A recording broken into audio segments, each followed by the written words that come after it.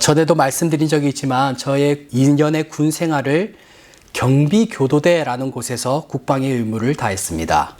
경비교도대는요, 구치소나 교도소에 자대 배치를 받아 교도관들을 도와 군 생활을 하는데요. 이곳은 자원하여 갈 수 있는 곳이 아니라 논산훈련소에서 특정 기수 가운데 흔히 뺑뺑이라고 하죠. 랜덤으로 가게 되는 곳입니다.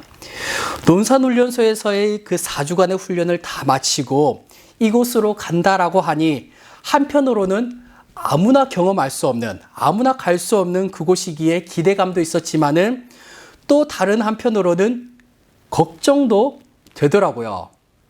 왜일까요? 구치소니까요. 무슨 말이 더 필요하겠습니까? 교도소니까요. 하루는 접견 근무를 할 때였습니다. 접견이란 수감자들의 지인들이 면회를 올 때 서로의 대화 내용을 수기로 작성하는 근무인데요. 그런데 하루는 낯이 익은 실루엣이 접견실로 들어오는 것이었어요. 바로 초등학교 동창이었는데요. 수감자로 들어온 그 친구와 저는요, 순간 이 정도의 인사만 할 뿐 접견실로 그렇게 들어갔던 기억이 있습니다. 그래도 나름 초등학교 때 동네에서 함께 잘 놀았던 친구였거든요. 그 꿈 많던 친구에게 무슨 일이 있었기에 10여 년이 지난 어느 날 감옥이라는 인생의 동굴로 들어왔는지는 알 수는 없지만은 저로서는 반가운 마음보다는 당혹스러운 마음이 더 컸던 것 같습니다.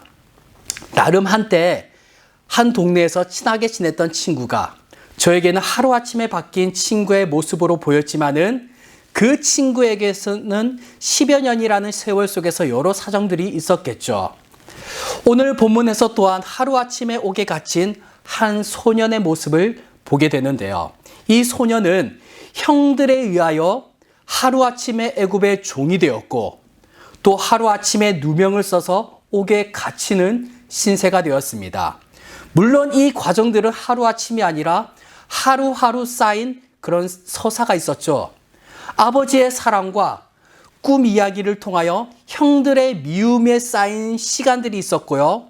보디발의 아내의 유혹을 매일같이 뿌리침으로 보디발의 아내로부터 못마땅함의 그런 시간들이 쌓인 결과였습니다. 그런데 우리는 지난주 이러한 요셉의 상황과 환경과 상관없이 종으로 팔리며 또한 옥에 갇히는 요셉의 상황과 상관없이 형통하다라는 요셉에 대한 성경의 평가를 우리는 보았습니다.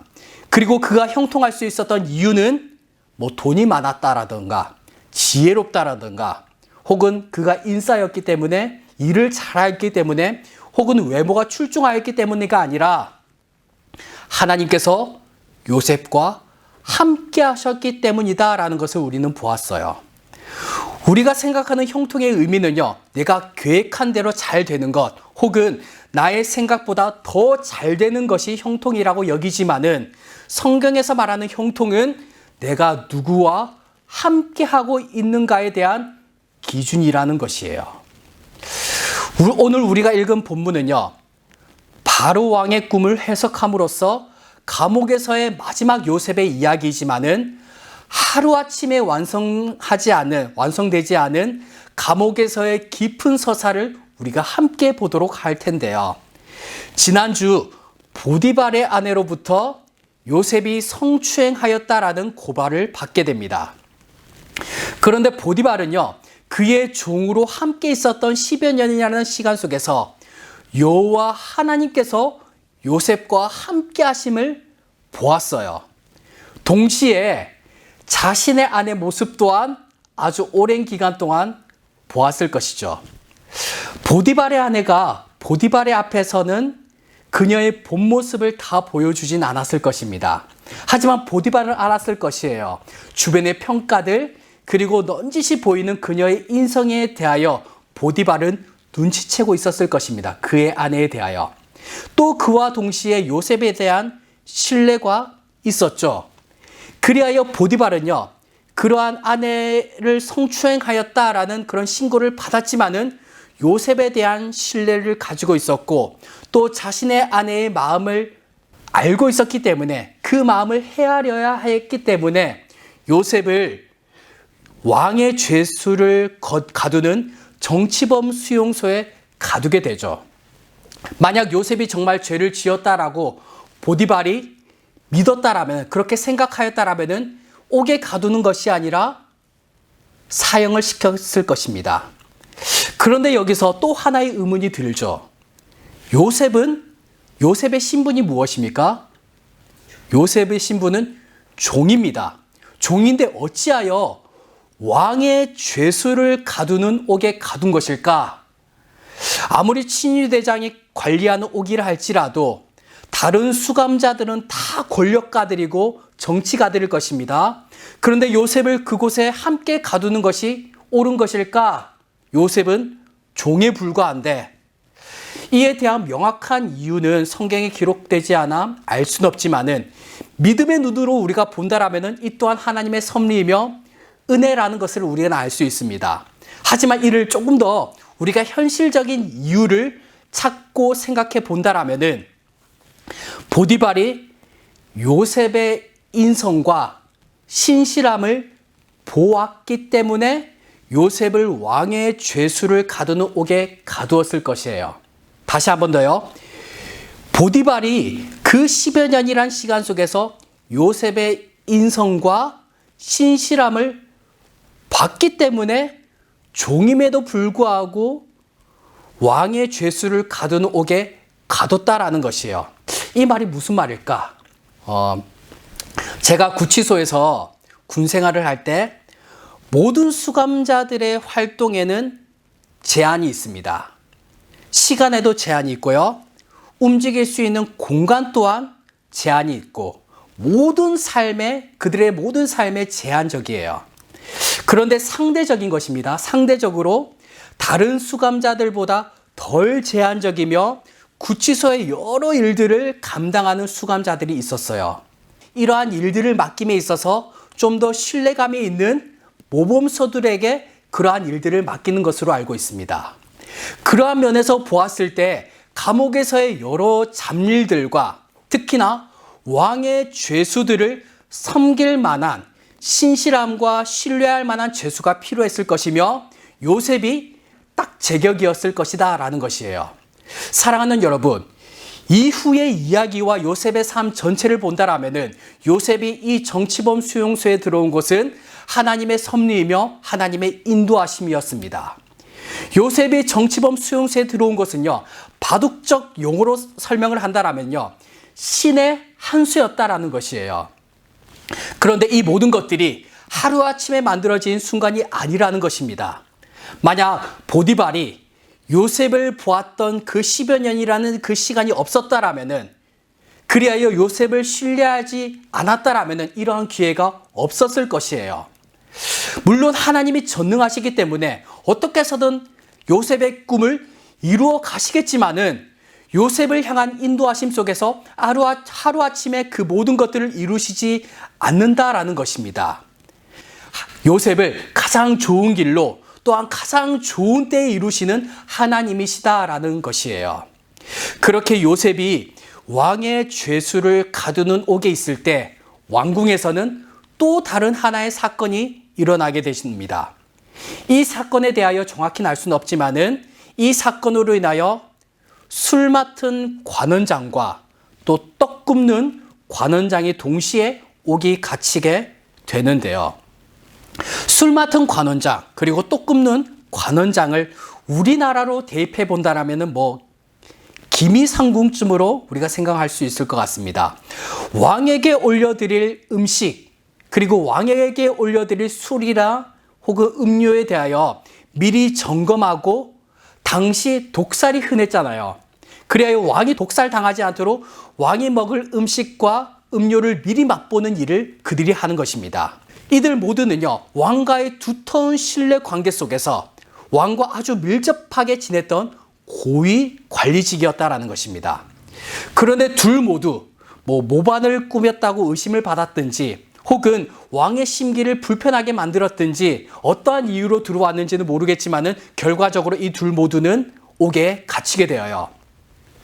그런데 하루는요, 이 두 관원장 모두가 근심에 빠지게 되었고 그 근심에 빠진 모습을 요셉이 보게 됩니다. 그러자 이 두 관원장은 하룻밤 사이에 서로 다른 꿈을 꾸었지만은 어떻게 이 꿈을 해석해야 할지 몰라서 근심에 빠지게 되었다라는 겁니다. 먼저 술 맡은 관원장의 꿈의 내용을 보면요, 포도나무가 있는데 그 나무에 새 가지가 있고 거기에 싹이 나서 꽃이 피고 포도 열매가 익었기에 그 포도 열매의 즙을 바로의 잔에 짜서 바로의 손에 올려드리는 꿈을 꾸게 됩니다. 그리고 이어지는 떡 굽는 관원장의 내용을 보면요, 흰떡 세 광주리가 자신의 머리에 있으며 맨 위에 광주리에는 바로 왕을 위한 각종 음식이 있는데 이를 새들이 와서 쪼아 먹더라는 것이에요. 요셉은 이 꿈에 대한 이야기를 듣고 서로 상반된 해석을 하게 되죠. 술 맡은 관원장에게는 3일 안에, 새 가지는 3일을 의미하는데 3일 안에 감옥에서 나가 그의 전직을 회복할 것이다 라는 것입니다. 그리고 부탁하기를 만약 관직에 복직하거든 요셉 자신을 생각하고 자신에게 은혜를 베풀어 자신의 사정을 왕에게 알려 억울함을 풀어달라라고 그에게 요청을 하죠. 반면 떡 굽는 관원장에게는 3일 안에 사형을 당할 것이다 라고 말합니다. 그리고 3일 후에 실제로 술 맡은 관원장은 전직을 회복하지만은 떡 맡은 관원장은 사형을 당하게 되어요. 그렇다면 술 맡은 관원장, 이 감옥에서 나가 전직을 회복한 술 맡은 관원장의 입장에서 요셉의 해석대로 되었구나.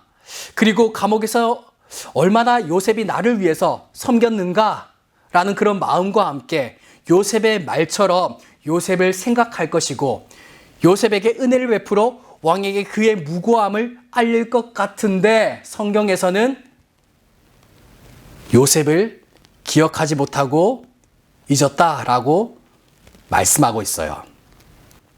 물론 이를 우리가 기억하지 못한 이 술 맡은 관원장이 요셉을 기억하지 못한 것 또한 우리가 요셉의 삶의 전체를 본다라면은 하나님의 섭리이고 하나님의 인도하심이었죠.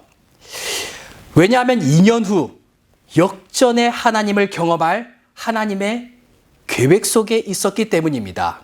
가장 좋은 길로 가장 좋은 때에 역사하실 하나님의 계획 속에서 본다라면은 이 또한 하나님의 섭리라는 것을 우리는 알 수 있는 것이죠.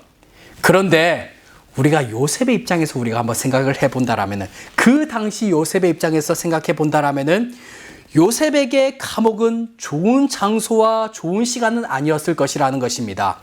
만약 그 장소와 그 때가 좋았다라면은 술 맡은 관원장에게 이러한 부탁을 하지도 않았겠죠. 아무리 하나님께서 그와 함께 하심으로 형통함을 입었지만은 감옥에서의 시간은 그에게 고통의 시간이었을 것이라는 것입니다. 그리고 술 맡은 관원장이 나가자 얼마나 그에게는 기대감이 부풀었겠습니까? 이제 술 맡은 관원장이 나간다라면은 그 관원장이 왕에게 나의 무고함을 알림으로 곧 내가 나갈 수도 있겠구나. 곧 풀려날 수 있겠구나라는 그런 기대감을 가지고 있지 않았겠습니까? 하지만 시간이 지나면 지날수록 한 달, 두 달, 1년 시간이 지나면 지날수록 그 가운데 기대감이 좌절로 바뀌었을 것이고 그 좌절이 또한 포기의 마음까지 들었을 것이라는 것입니다. 사랑하는 여러분, 우리의 삶 가운데 오랜 기다림으로 인하여 좌절과 포기의 마음이 든다 할지라도 우리는 하나님의 약속을 기다리며 또한 믿음으로 나아가는 우리 모두가 되시기를 주님의 이름으로 축복합니다. 요셉에게 있어서 곧 나갈 수 있다라는 그런 마음이 들었지만은 좌절이 되었던 2년의 시간을 생각해 본다라면은 꼭 짧은 시간만은 아니었어요. 여러분들, 일주일도 얼마나 그 기다림이 길게 느껴집니까? 한 달이 얼마나 길게 느껴집니까? 하지만 자그마치 2년이라는 시간 동안 그가 기다렸어요. 그렇게 한 달, 두 달 기다렸지만은 좌절이 되었고 또한 그 2년이란 시간 속에서 포기의 마음까지 들었을지도 모릅니다. 그리고 그 2년이란 시간 속에서 좌절과 포기의 마음이 언뜻 그렇게 들었겠지만은 또한 하나님께서 자신에게 주신 그 꿈의 내용, 그 하나님에 대한 희망의 그런 마음 또한 기억나지 않았을까요? 여러분들, 우리의 삶 또한 마찬가지입니다. 우리가 현실을 바라본다라면은 두려움과 좌절의 연속이지만은 또한 하나님을 바라본다라면은 그 두려움을 기대감으로 바꾸실 것이며 또한 좌절을 희망으로 바꾸실 것이라는 우리에게 믿음이 들잖아요. 있잖아요.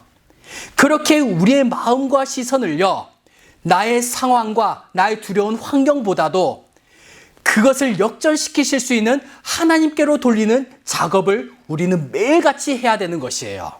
그 작업이 말씀을 읽는 것이며 하나님의 약속을 읽는 것이며 또한 우리가 하나님께 간구하는 기도의 생활이라는 것입니다. 여러분, 물 위를 걸어오시는 예수님을 향하여 주님이시거든 나를 명하사 물 위를 걸어오라 하소서라고 베드로가 예수님께 청하게 됩니다. 그러자 예수님께서는 베드로를 향해서 오라라고 하시니 베드로가 물 위를 걷게 되죠. 예수님의 말씀을 따라서 그리고 주님만 바라볼 때는 베드로가 물 위를 걷게 되지만은 곧장 주위의 파도를 보니 바람을 보니 두려운 마음이 들었고 이로 인하여 물에 빠지게 됩니다. 우리가 세상 속에 살고 있기 때문에 우리의 주변과 상황과 환경 바라보지 않을 수가 없을 것입니다. 우리 그 주변의 환경으로 인한 그런 두려움 들지 않을 수 없어요.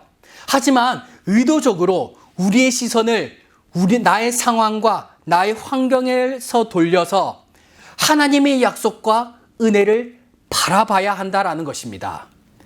나의 능력을 바라보는 것이 아니라 나의 능력은 제한적이지 않습니까? 나의 능력을 바라보는 것이 아니라 하나님의 전능하심을 바라봐야 하는 것이에요.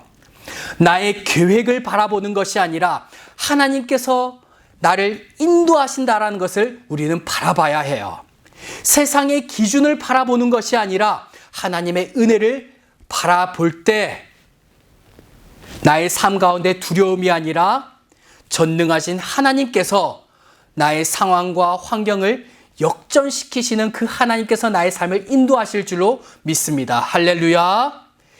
2년이라는 시간 속에서 요셉의 마음에는 좌절과 포기의 마음이 들었겠지만은 또한 그에게 주신 하나님의 꿈을 믿었을 것입니다.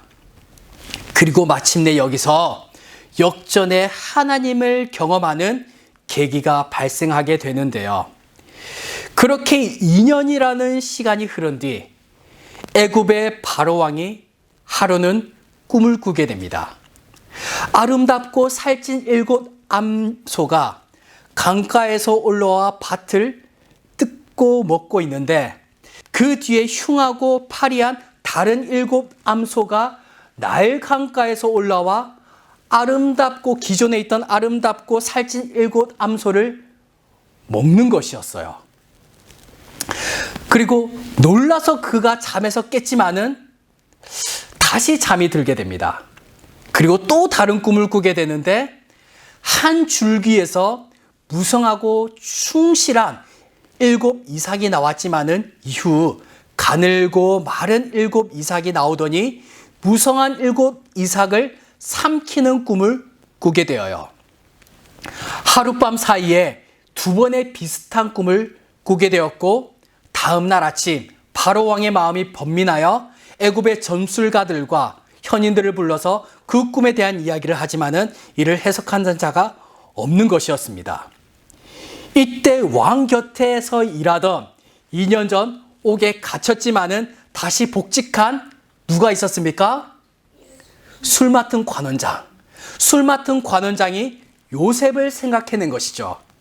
2년 전 옥에 갇혔을 때 저는 떡 굽는 관원장과 함께 있었고 우리가 함께 이렇게 다른 꿈을 꿨는데 요셉이라는 자가 그 꿈에 대하여 해석해 줬고 그 꿈대로 나는 복직하였지만은 다른 관원장은 사형을 당하였습니다.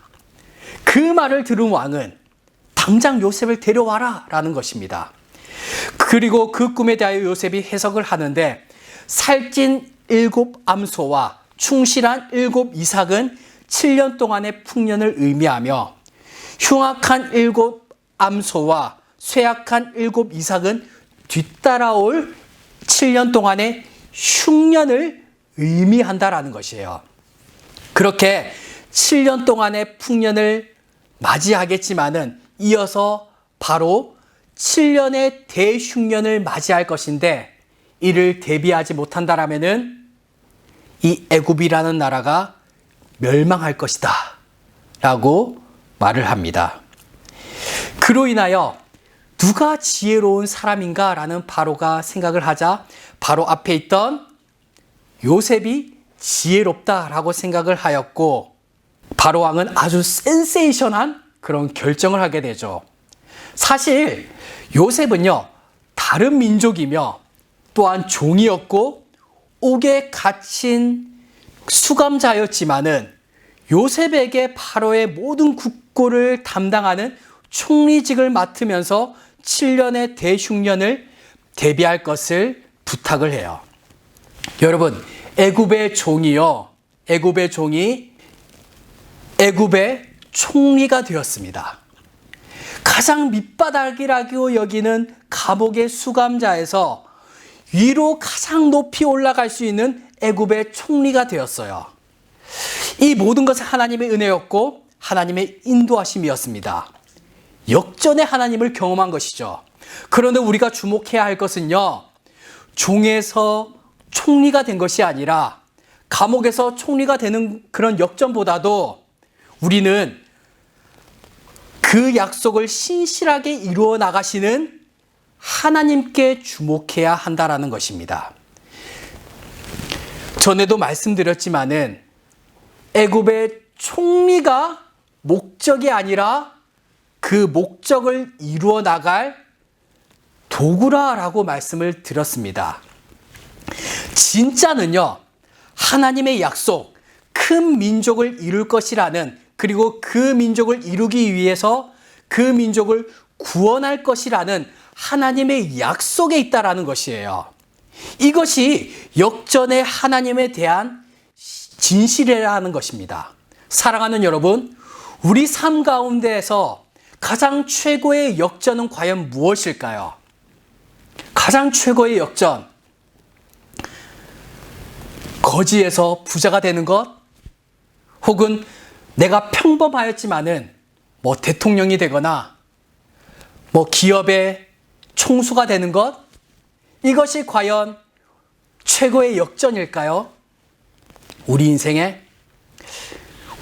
최고의 역전은요, 죄인된 우리가 예수 그리스도라는 신실한 약속으로 인하여 하나님의 백성이 된 것이 아닐까요? 죄로 죽어서 지옥에 갈 수밖에 없었던 우리가 예수님을 믿음으로 말미암아 천국에 가게 되었다라는 그 사실이 우리 인생에 있어서 가장 최고의 역전이지 않을까라는 것입니다. 그러한 의미에서 우리는 이미 최고의 역전의 하나님을 우리는 경험한 것이죠. 이와 동시에 우리 삶 속에서도 크고 작은 역전의 하나님을 경험하시기를 주님의 이름으로 축복합니다. 가장 좋은 길로 가장 좋을 때에 역사하시는 하나님을 신뢰하며 환경과 나의 상황을 바라보는 것이 아니라 그 모든 상황과 환경을 역전시키실 수 있는 하나님을 바라보시길 바랍니다. 우리 모두 역전의 하나님을 기대하며 나의 감정과 상황과 환경을 바라보는 것이 아니라 하나님의 약속과 그 신실하심을 바라봄으로 역전의 하나님을 경험하는 우리 모두가 되시기를 주님의 이름으로 축복합니다.